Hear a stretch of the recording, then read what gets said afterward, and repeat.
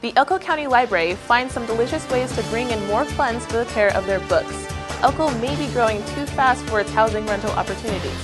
The NBA lockout continues as NBA Jazz players claim they were not fairly commissioned the cut that they deserve. GBC News starts now. From the Great Basin College campus, this is GBC News. Good evening. Thank you for joining us. I'm Tanya Leader, GBC News, bringing you the best. You guys better get your holiday shopping done because it's coming up real quick. Topping our report, the Elko County Library holds fundraisers to repair books, replacing books, and gives way for bringing in brand new books.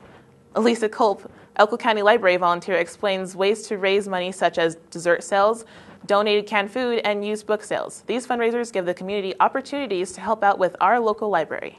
Alyssa Culp is a volunteer with the Elko County Library. She's going to tell us of some of the ways that the Elko County Library Friends raise money. The Elko County Library has several ways of fundraising for repairing books and replacing books and just repairing the library.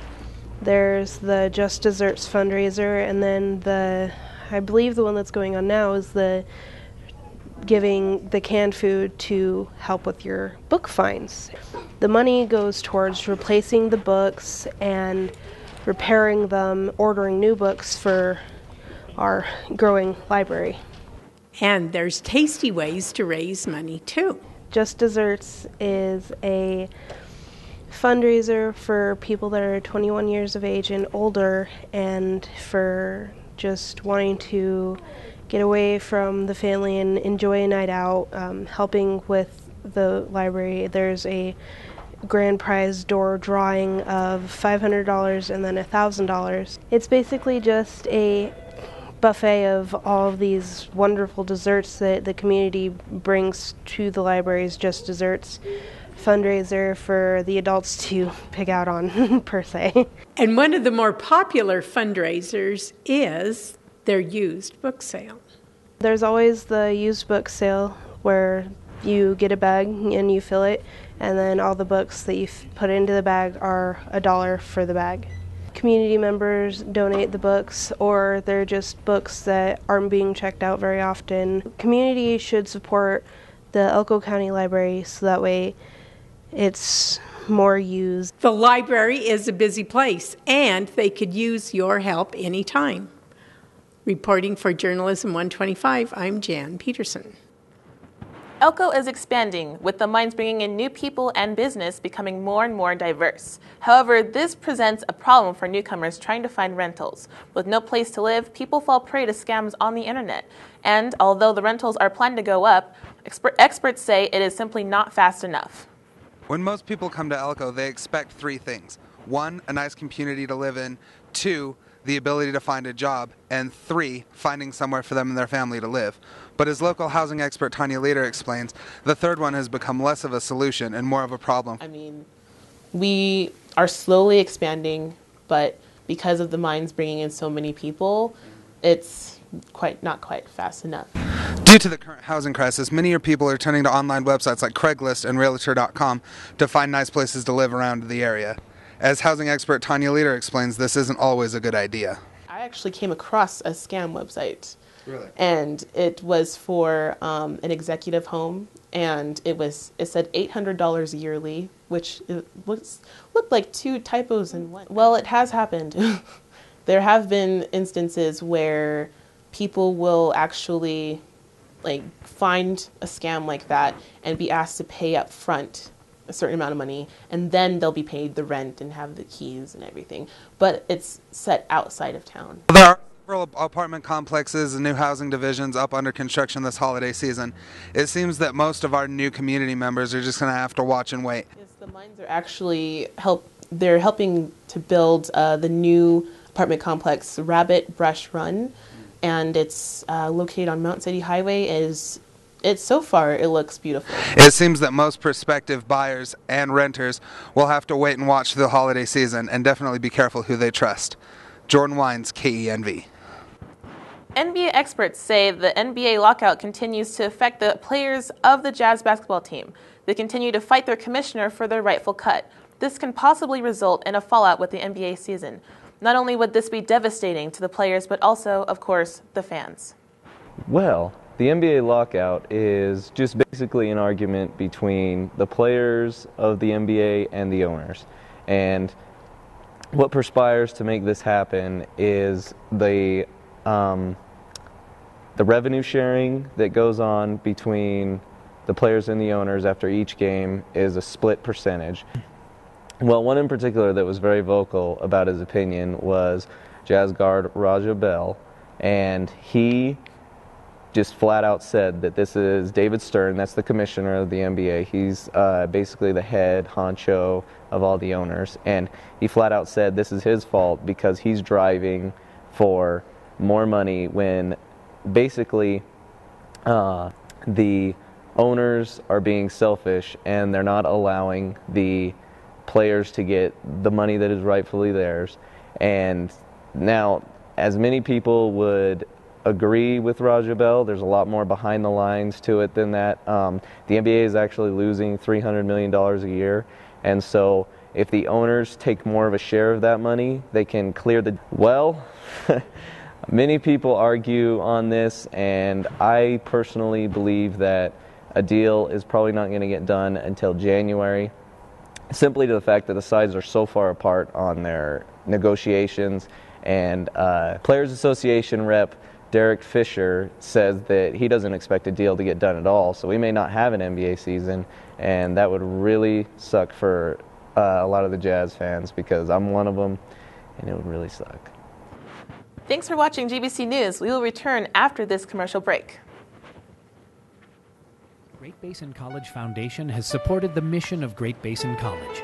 Through annual planned and major giving, Great Basin College Foundation has funded inspiring state-of-the-art facilities, provided scholarships to hundreds of students, and supported degree programs in dozens of disciplines. When you invest in Great Basin College Foundation, you can be confident your gift will be used to benefit students and enhance the value of living in rural Nevada. Great Basin College Foundation, filling the gap between acceptability and excellence.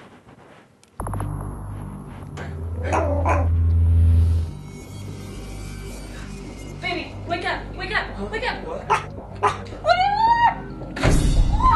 No, not my Doritos!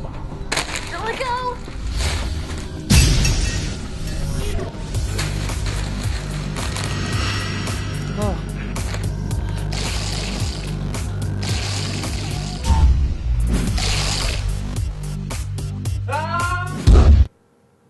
And now, GBC News continues. Welcome back to GBC News. I'm Tanya Leader. The holiday season is here, and the sales may not be so impressive this year.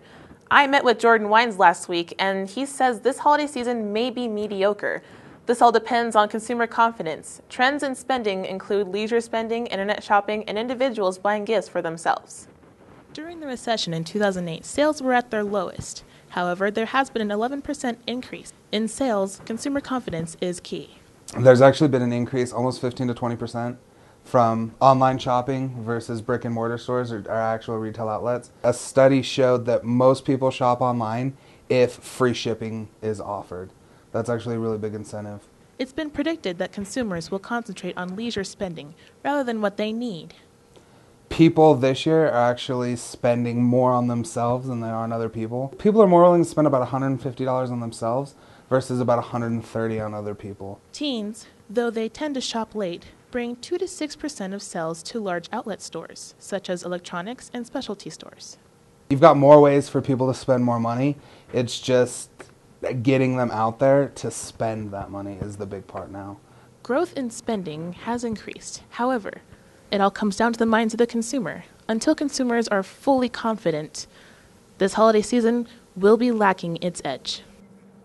The Leonard Center for Student Life provides a safe and quiet study area for GBC students, a convenient location for food, snacks, and lounging. Formerly known as Cafe X, the Blind Onion at GBC is located inside the Leonard Center and is perfect for students to eat, study, and relax. The Leonard Center also holds the GBC bookstore.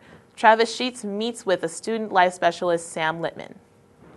Many freshman students or students new to GBC have been wondering what the Leonard Center for Student Life is all about and what activities are available to do there. We go in Sam the specialist for more information. The Student Life Center, the Leonard Center for Student Life, actually has different places for students that students can go to that don't really have to do with classes too much, but do where they want to hang out in the cafe, or if they need to get books in the bookstore. The store itself has textbooks for like necessities for students, pencils, pens, paper, notebooks, even college apparel that has the college name on it. Sam later goes on to talk about Cafe X, a local restaurant that is located inside the Leonard Center for Student Life, and some of its items that are available. There's the Cafe X, where students can go to eat, and you can sit. They serve all different things, snacks, little snacks.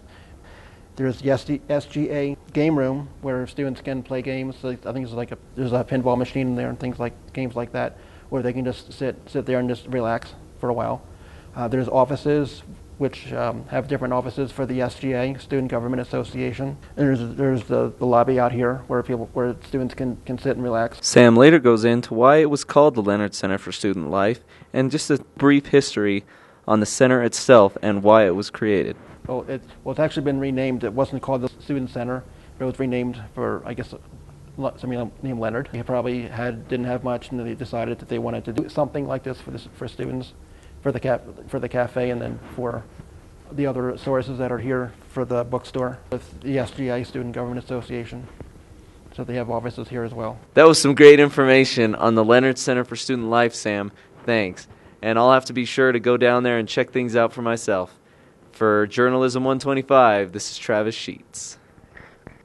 I'm Tanya Leader. Thanks for watching. Be sure to tune in next time. Good night.